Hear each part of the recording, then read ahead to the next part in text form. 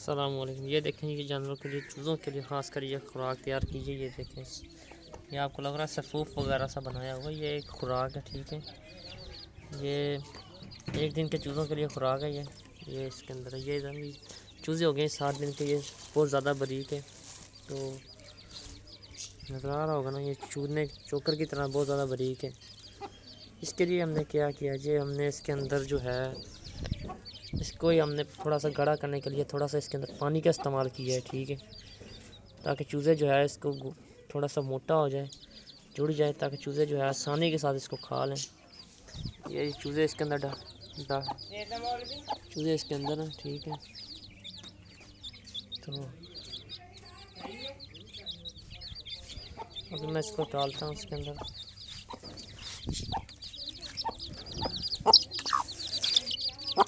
یہ دیکھیں جی، چوزے کھا رہے ہیں بڑی اچھی طرح۔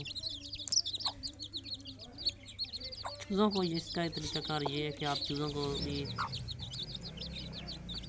ایک ماحول کے اندر ڈالیں گے نا، چوزوں کو خوراک، ٹھیک ہے۔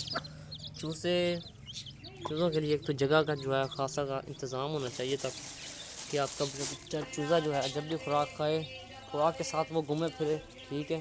اس کو تھوڑی محنت کرنی پڑے خوراک کھانے کے لیے۔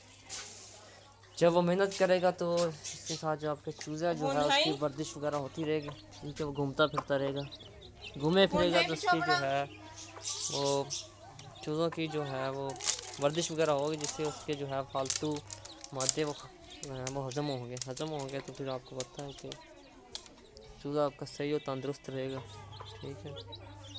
تو یہ ہے کہ ابھی اس کے ساتھ آپ پانی استعمال کرتے ہیں تو پانی استعمال کریں، ان کو روشنی کا خاص انتظام رکھیں ان کے لیے، اور ملٹی وٹامن کا کوئی سیرپ وغیرہ آپ استعمال کریں، ٹھیک ہے۔